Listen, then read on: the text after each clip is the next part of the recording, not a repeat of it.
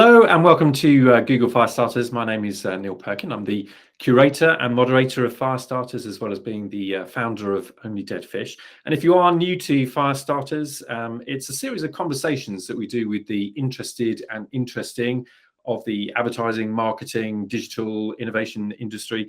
And so we like to think that actually the people and the guests on the series are both interested and interesting, and today's guest is no exception to that. So I'm delighted to introduce Rachel Mercer, who is the founder and chief experience officer of innovation agency Proto, and prior to that, for several years, was the VP head of strategy at RGA. So Rachel, would you care to just introduce yourself and tell us a bit about Proto?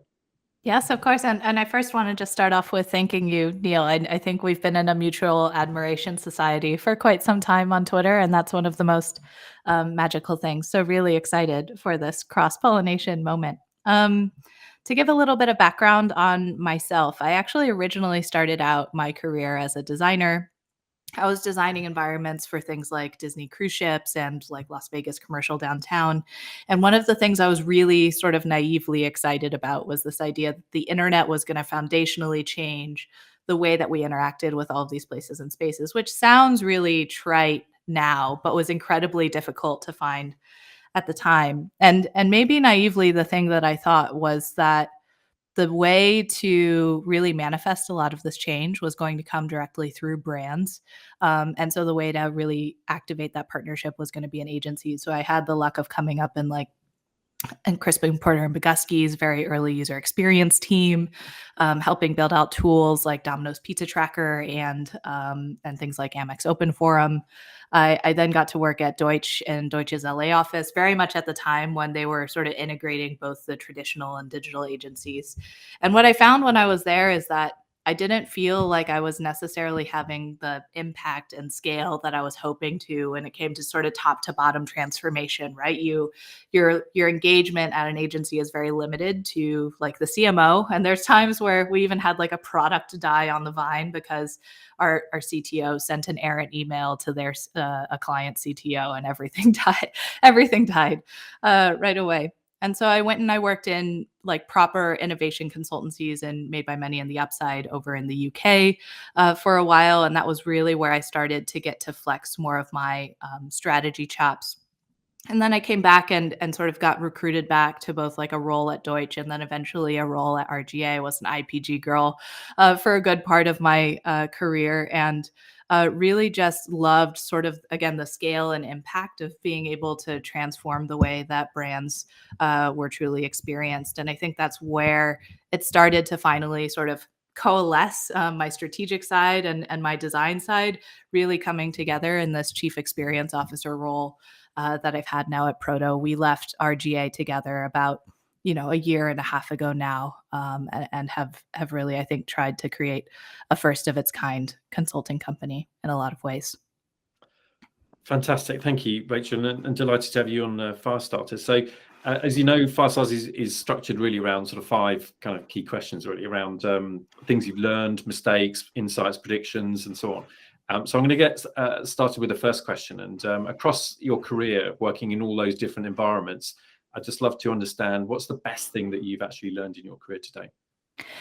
If I can cheat, I'd like to use 2 answers to that question here. The first, I think, is true regardless of what industry you work in, but I think that the people that you work with always matter more than the name that's on the door. I feel like I've had the luck and the pleasure in my career of following really smart, really encouraging bosses and people. And I think that's what's been able to make me thrive from the very beginning, whether it was, I read the 9-inch diet and I really wanted to be working at Crispin in a lot of ways. And I felt like I was really able to be taken under that team, whether it was Adam Sant or Matt Walsh, who was really leading one of the first big UX departments in US agencies, to Bud Cadell, who I think had been running his own blog for a really long time. And I just loved how he thought. And so I'd never honestly heard of Deutsch before I even signed up. My mother thought I was crazy because, I was talking to Coca-Cola or other familiar names at the time. But that ended up being some of the best and most formative years of my career. And then I got lucky enough to chase people like, Sunil Radia or Tom Morton and Jess Greenwood to work at other places as well. And then the second, I actually found out sort of the concept of this. So it was something that Tim Malbin and I used to talk about with Made by Many, where like nothing necessarily stays in stasis for long. And so you almost have to always be prepared for that change to come along. And so I was introduced by an old planner on my team. Her name is Rachel Stetz, to this actually like very 90s cheesy, no pun intended, business book called Who Moved My Cheese? And I think the core concept behind that is really not just expecting for things to be exactly the same every day or exactly as you perfectly pictured them in your mind, whether, again, you're a client in our kind of ever-changing climate or even just in what you expect the day-to-day of your work to be. I think once you start to mitigate some of those expectations, you'll have a much more sort of enjoyable ride in the business. And it becomes like almost in a lot of ways a very Buddhist mindset where you are really enjoying and focusing on the moment that you're in now, because there won't be another one that's quite like it. And I think that's really helped me reframe a lot of how I think about my career and how I experience the day to day, if that makes sense. Yeah, it does. And so one thing I'd love to ask you actually is, it's interesting you coming from a sort of design background, I guess, into strategy and talking about accepting change. I'd love to understand a bit more about what you brought with you as a designer into that strategy role. Yeah, of course. I think the thing that both strategists and designers absolutely have in common is that they're problem solvers. And I think if you look at it's like the heritage of design in some ways, think like Charles and Ray Eames as a great example. They didn't stop at just figuring out a print design communication. They were looking at every single thing they could possibly redesign when it came to how you experience something, right? It was furniture, it was architecture, it was airports. And I think that strategists share a lot of that ambition as well as that way of thinking around especially probably more through a brand lens than a user lens all of the time. And so I like to think that I'm able to sort of bridge those two together. But I think a lot of the frameworks, the thinking and the approaches tend to be very similar. I think there's a quote from Uni Chase at IDEO where she calls design thinking by doing. And so if strategy is thinking and design is doing, it's really about bringing those two together. And I find that I do often get to better work when I am sort of merging those two things together in a lot of ways. Yeah, that's really interesting. And I think it's interesting also to think about the kind of blurred lines, which is something that's come up a bit in previous episodes, actually, in Fast Starters, between different sort of functions, disciplines, and the way we tend to think of things. So customer experience, brand experience. I mean, it's interesting you're talking about designing environments. Do you think there's more of an opportunity now for strategists to have a much broader approach across all realms of customer experience, brand experience, whatever you want to call it? But the opportunity is really to expand the role much more than just advertising or perhaps even just marketing. Yes, I think some of the challenge that strategists have here is they're often not invited to the table where they can actually solve the breadth of problems that they'd like to. But I think especially when you think about the types of specialisms within agencies, whether it is, as you're mentioning, customer experience, social, brand thinking, I would encourage team members to really feel free to be much more expansive in their thinking, because I like at least it's something that has personally helped me in my career is being eager and willing to solve sort of any problem and how it manifests for a brand. And I think maybe I have a masochist appetite for trying to tear off all of those things. But I think the danger in becoming too specialized in some ways is that you become the wine opener on a Swiss Army knife, where you're incredibly useful in the one instance that we need to use you, but you have plenty of other things that we'd love to make use of in that Swiss Army knife. To make a really butchered metaphor, I apologize. No, that's good. And there was one thing actually, which I think I read in an interview you did with Adam Pierno, I think it was, about how your sort of background in design you're used to kind of critiquing work and the value of just putting work up on the wall and critiquing it, which kind of reminded me a bit of the Pixar brain trust type of idea, having people sort of pull apart your work and just really in order to make it better. So tell me a bit more about that idea. Well, I think there's two parts to it. One is a little bit, and I don't love this narrative all the time around resilience, where I think there can be a really difficult thing as you're getting into the industry where a lot of the work is done in iteration, or you get lots of feedback, and there's so many things around sort of like the pristine origin of your strategy ends up on the cutting room floor in a lot of ways. And I think there is so much waste that happens in this business sort of as a natural byproduct, and I think a lot of juniors especially get into it maybe not expecting that to be a part of the process. So I think it was just that was a helpful training in some ways. I think the second part is that critique helps bring forward other individuals' perspectives, and I think opens up the holes that you have in your narrative, very much like the brain trust and Pixar that you mentioned. And I think where it's helpful for me is it's really built a muscle in anticipating where the challenges might be. So I think it allows me to think through a lot of solutions a little bit more holistically. So where, again, in like a traditional design agency, you might go through the full double diamond process where we have to come up with 100 ideas and then we have to cluster and filter them down to 5.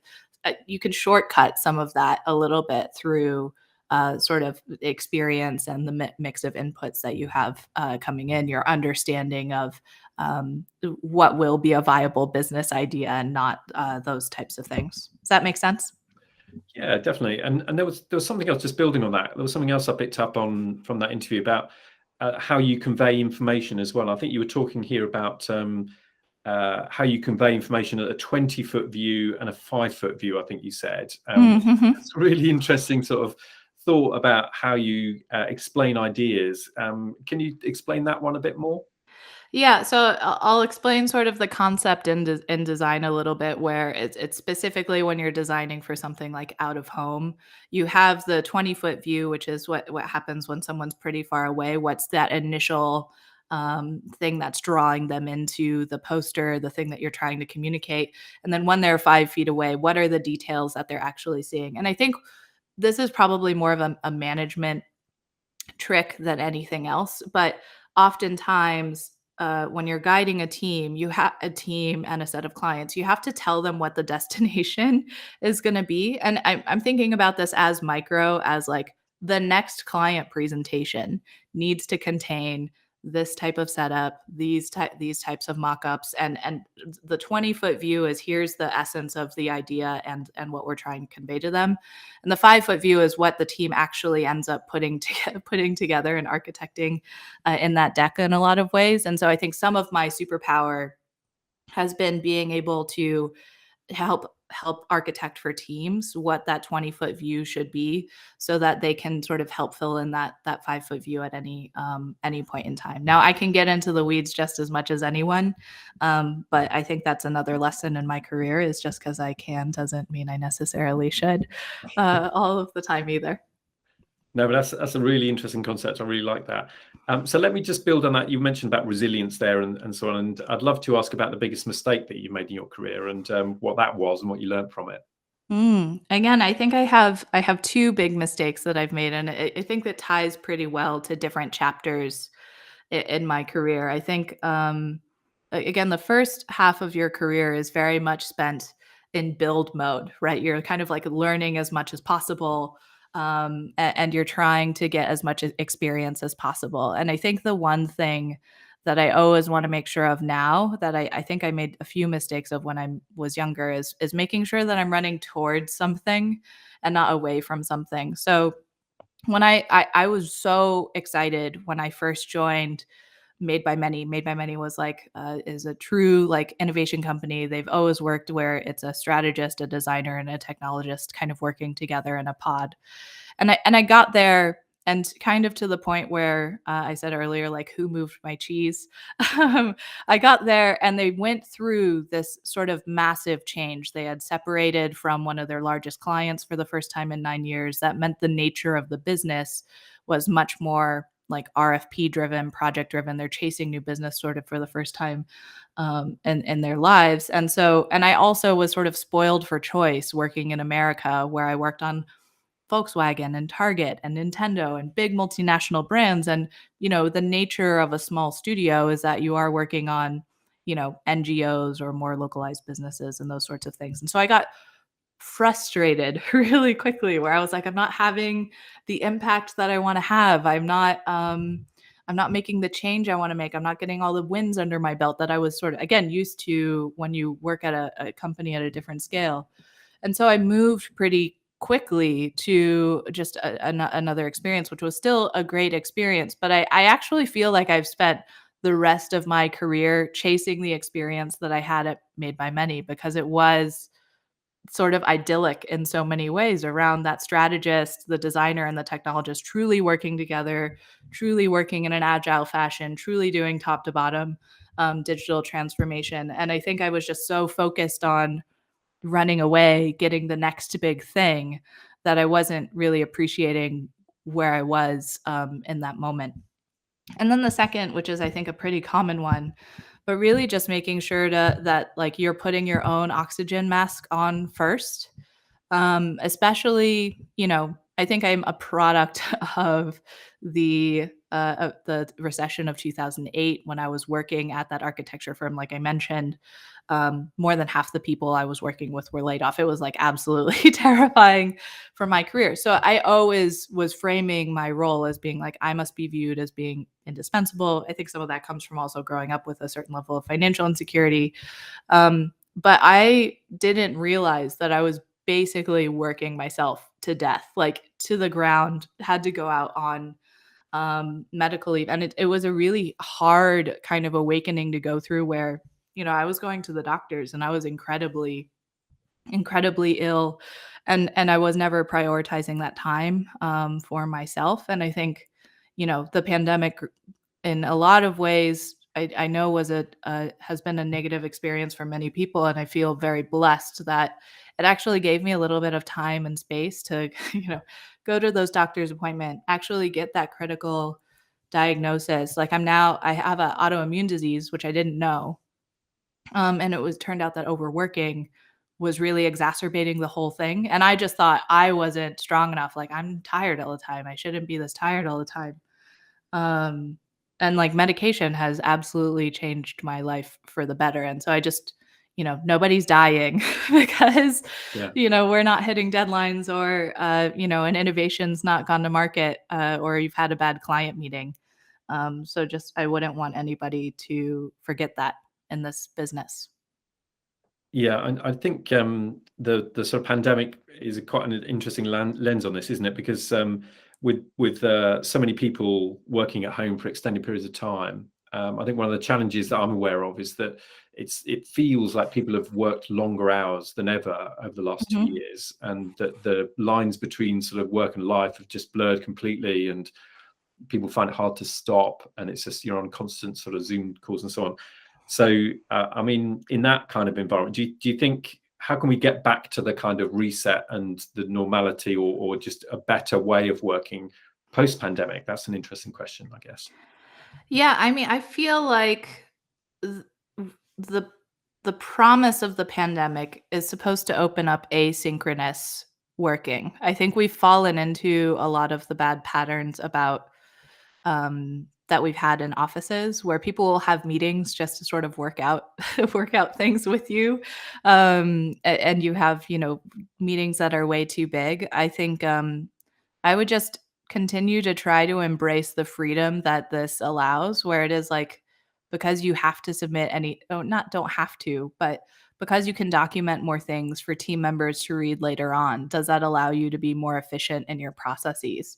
Do you have to actually have as many meetings as you are having? I mean, for me, and again, I know that my experience is very different from most, but what was so powerful for me was that I could actually close my laptop and step away. I think like a lot of the challenges that I would have, especially working in offices before the pandemic, would be I'd be in meetings from 9 to 5. And then people would be at my desk Right. from 5 to 7, and, like, my partner would be texting me being like, "How have you not left yet?" And I'm like, I promise, like, this conversation's gonna end soon." And I think some of the great things about the pandemic for me are that can all be manageable, and then I can just close my laptop and I'm home.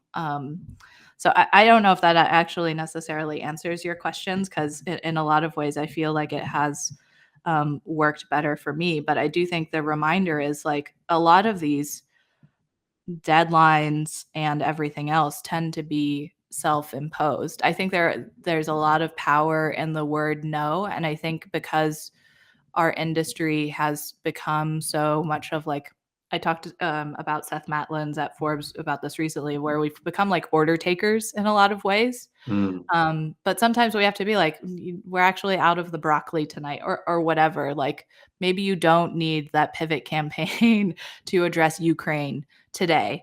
Maybe you don't need to suddenly throw the baby out with the bathwater on everything you've been doing for your branding for the past 2 years. I think we have such a reactionary relationship a lot of the time that it's almost like we've put ourselves in that position. I feel like I'm gaslighting our industry right now. I apologize. No, it's all right. I think you raise a valuable point. I guess another way of thinking about that is that sort of deadlines point about how often deadlines come for no particular reason. They're just sort of set at a given time without any kind of logic behind.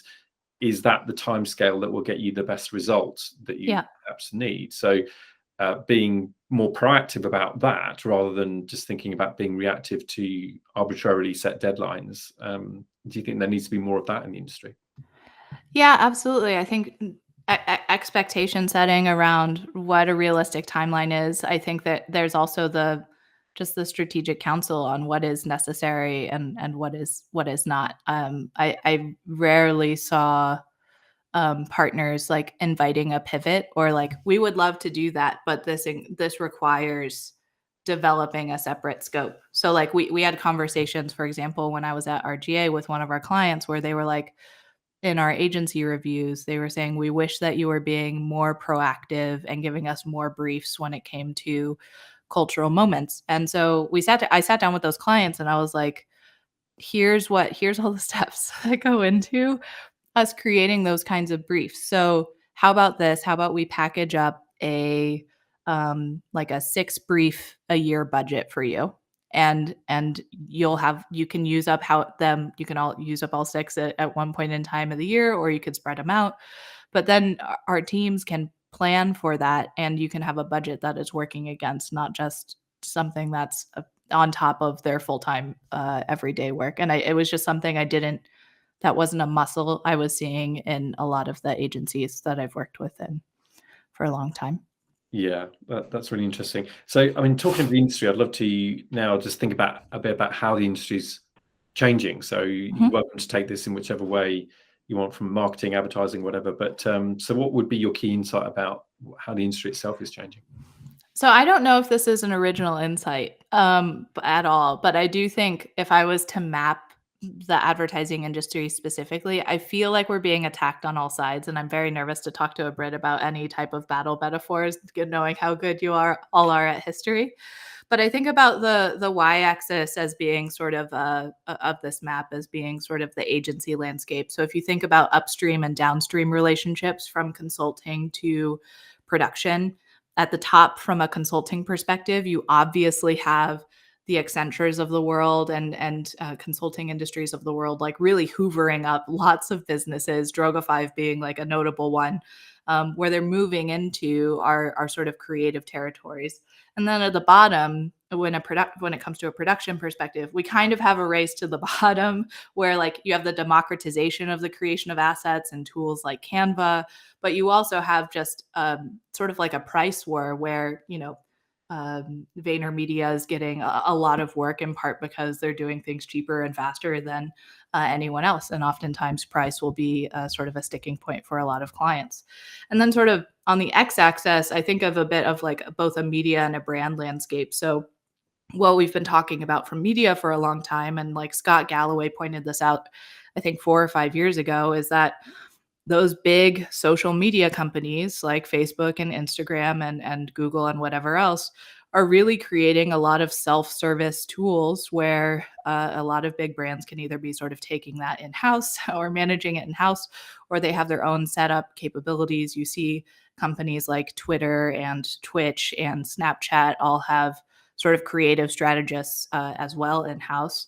And then sort of on the other end of that spectrum, you also kind of have the ownership of the brand experience and brand experience teams. So in-housing a lot of those like more and more fragmented touch points that I think we used to be able to consider at all stages, because we used to do the 4Ps and anything from packaging to placement. And I think as those things are all sort of getting taken away from us, I can only see like the industry sort of shrink smaller and smaller as a result. And I think, Proto is a very strategic bet in that WPP invested in us sort of as an attack, like a frontal attack against some of those upstream moves. But I am sort of worried because I don't see sort of the strategic way out from those four forces in a lot of ways. As a strategist, I feel failed and not necessarily knowing the best way out of that. Yeah, it's so interesting. I love that kind of positioning that you talked about there. But we had a Firestarters event a few years ago, actually. We were talking a bit about consultancies and, their kind of move into the marketplace. And I think a couple of the speakers in that event were talking about how really agencies should not try to be the next Accenture or the next McKinsey, but actually it was about bringing their own strengths and their own kind of lens on creativity, for example, and just how you're able to bring that into kind of business impacts. So do you think there's still a lot of kind of unique attributes around agencies that they will always have and nobody ever will be able to use that or have that they can actually carve out this unique space for themselves?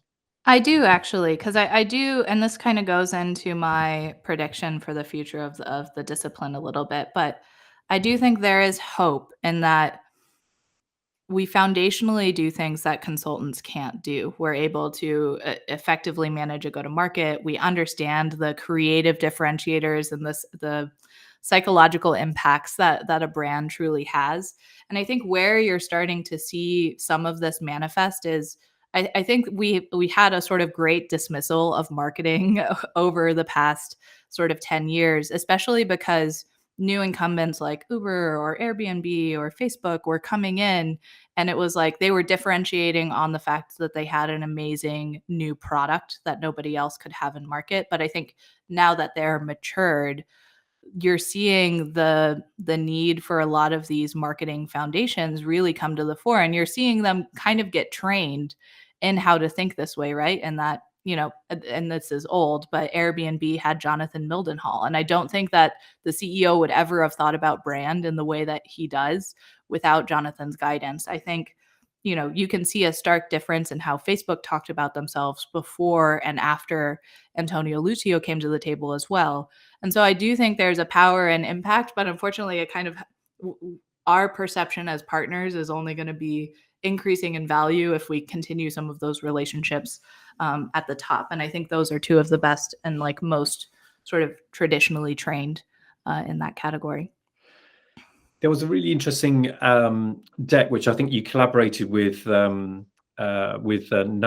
Dutta from JWT, and it was when I looked at it, it was really interesting because it was talking about the dark art of trends, as I think you called it. And, how you were talking about a number of different things in there which were interesting, but one of them was about how the idea of a sort of cultural edge.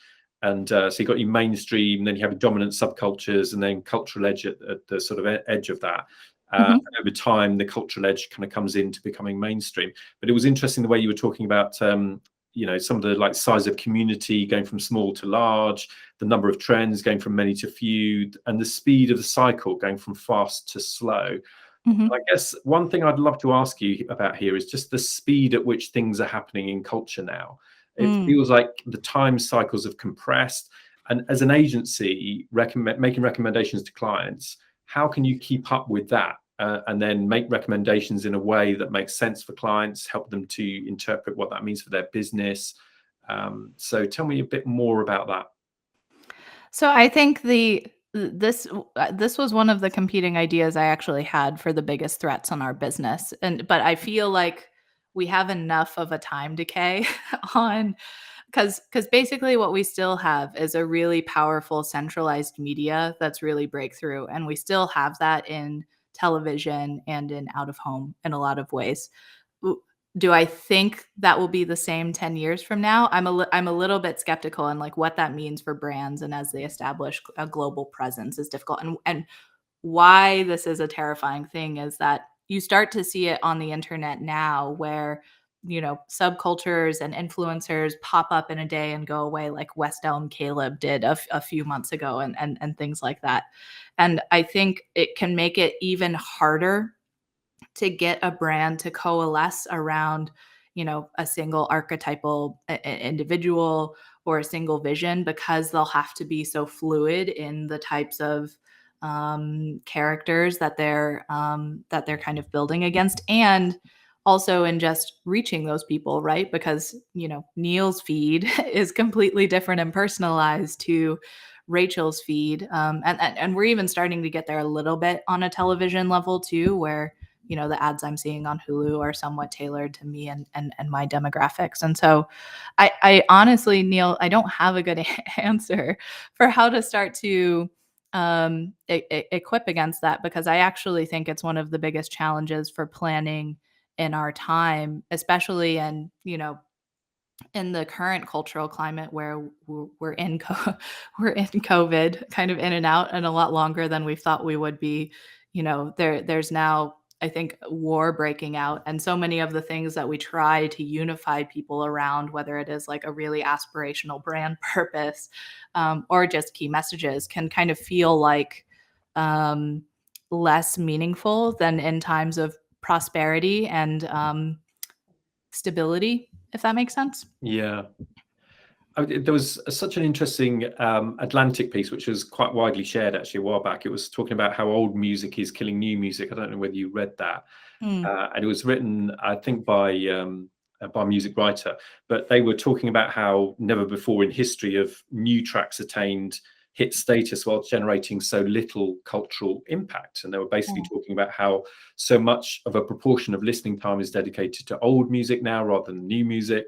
And things like the practice of artists selling all of their back catalogue and things like that, and what that actually meant for new artists and creating a breakthrough. So do you think really that it's harder now actually to, or is it easier? I don't know, but is it harder to actually break through culture now to create the kind of cultural shifts that are really meaningful, rather than just being a blip for a day and then you're gone?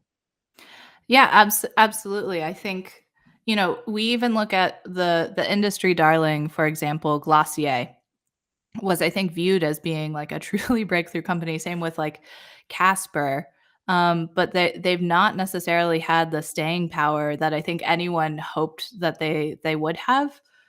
Even though they have sort of very much, name recognition in a lot of places. And I think there's different types of failures that are there. I think what we will continue to see where that breakthrough comes through is going to be in usage brands. So like Uber or Airbnb, things that I'm using or are integrated into my day-to-day life. Right. But I think it'll be a lot harder for, like, I don't know if we will ever see the next Nike. I'm kind of okay with that. I think that in some ways that might be better, but I don't think a new Nike is going to emerge anytime soon.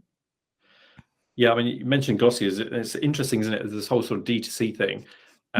They as they get more mature, they start to actually look and behave and act very much like traditional brands. They start to do partnerships with traditional retailers and start to use outdoor and TV and more traditional media, perhaps. So, do you think really that actually, if you are Glossier and you're starting to behave and act like a normal brand, but actually you come from a different place, and that's always going to be your advantage because you really understand that kind of culture and the digital kind of aspect of driving performance in that kind of way because you've grown up like that. So will that always be an advantage for a business like that? So I did for a while think that was going to be the case for Glossier, because I love, like, one of my favorite things about Glossier is that the thing that's always made them different is that they are that direct to consumer brand. And what they've done is, because that means that you're going to always be unboxing their products, they've actually patented the millennial pink inside the box, as well as they have these like sort of bubble wrap packaging units, and they've actually patented that. So their unboxing experience, regardless of if you get a package from Sephora or Biossance or like any other, or Clinique, any of the other brands out there, they know that theirs is going to be unlike anyone else's, and that's something I like to try and help brands think about. But I don't know if they're going to be able to continue to maintain that change and that scale. Also, there is always that bit of danger when your sweet spot audience is sort of like that Gen Z teenager, where they get easily distracted. They're not particularly loyal. They're always looking for something new. I think they've missed the mark on a couple of things. Like, one, necessarily investing in brand building, two, investing in innovation, and I think they didn't really think through their footprint as well as they could have, and figuring out how to do more strategic expansions.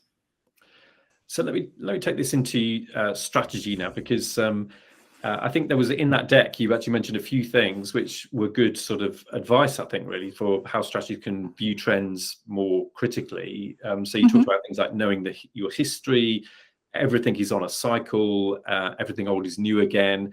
But there was a really interesting one that you said about how the edge, this cultural edge that you talked about, is always needing something to push against. So tell me a bit more about that idea. Yeah, and so I think the basic sort of thesis of that is that once something really starts to feel familiar, we get pretty tired of it very naturally. And so the easiest manifestation of this to sort of comprehend is like trends in naming. So like from my generation, there's definitely a million Rachels or Katies or Emmas. But the last time that was really a popular name tends to be about 80 years before this generation of children.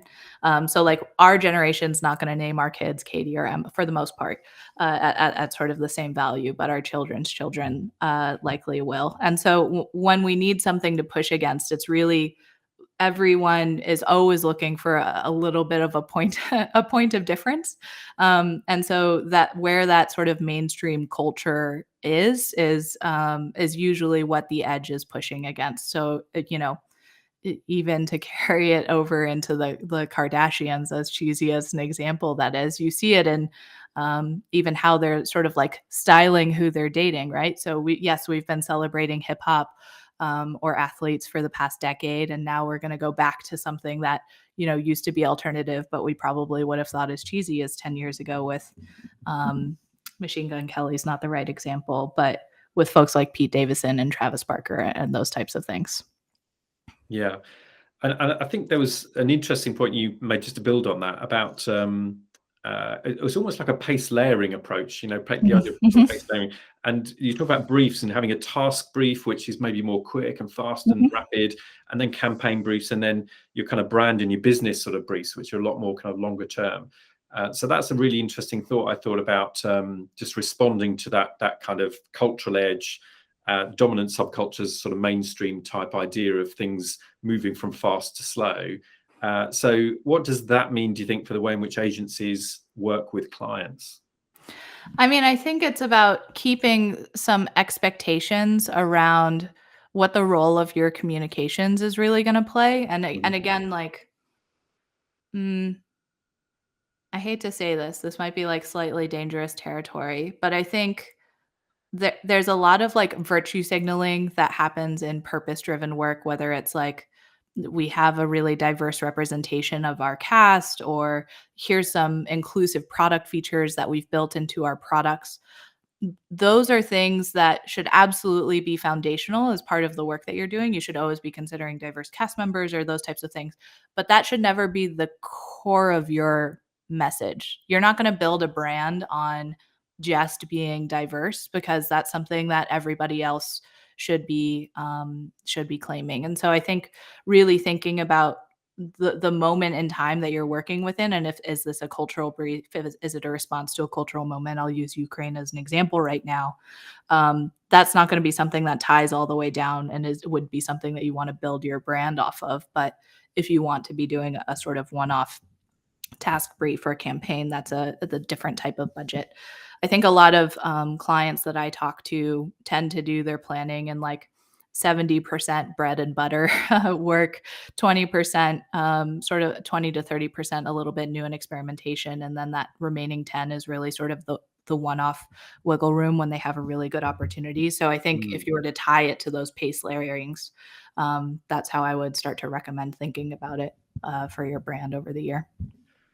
Really insightful. That's great. Thank you, Rachel. And so we're almost out of time, unfortunately, but I'd love to ask my final question, if I may, which is what's the question that you wish that I'd asked you, and what's your answer to that? I don't know if this is fair to say, but I kind of wish you'd asked me why I left advertising, because I feel like I have in a lot of ways left it behind. So if I was self-conscious about anything and coming on to talking with you, Neil, it's that I don't really feel like I'm doing marketing and advertising work. And basically, the way that I'd answered it is to tie it back to some of what I shared with you at the beginning. We had this amazing idea for a retailer where they wanted us to bring in more foot traffic at Christmas time. And so we came up with this idea that was called the wish list wand. It was all like Bluetooth based. So the kid could go through the aisle, tap on all the things that they wanted, and then mom could get the shopping list at the end of the process, and it would all be sort of seamlessly done. And CMO was bought in. We'd been working on the project for 6 months. We had like a prototype and everything. And our CTO reached out to that company's CTO, and it all was dead in the water. I think the salt in that wound was that like 2 or 3 years later, I saw that a totally different retailer had done that exact same idea. And so it was like a first to market kind of challenge also. But I think where my job was being limited and where the scale and impact of my work was being limited in a lot of ways, even at a place like RGA, is your primary client still tends to be just the CMO. And it's not our fault that their role is very limited, but in working in innovation and consulting, you often get more permission to be meeting with a sort of cross-functional representation of the C-suite. And that really ensures sort of a greater top-down impact in a lot of the work that we're doing. I think we also uniquely think about brand strategy as being a set of filters for everything you do in the business. And so it keeps it from being this very sort of siloed thing that just the marketing team is caring about, but is actually something that, the operations and technology group are also able to take on and use as they think about merchandising or any other number of decisions within the business. That's fascinating. And Rachel, unfortunately, we're out of time. I could talk to you all day, but unfortunately, No. we've run short on time. But thank you so much for being a part of Google Firestarters. And no, thank you. I really appreciate the time. No problem at all. And for everybody watching, don't forget to like and share the video, of course, and look out for future episodes. So my thanks again to Rachel Mercer. Rachel, thank you. Thanks, Neil.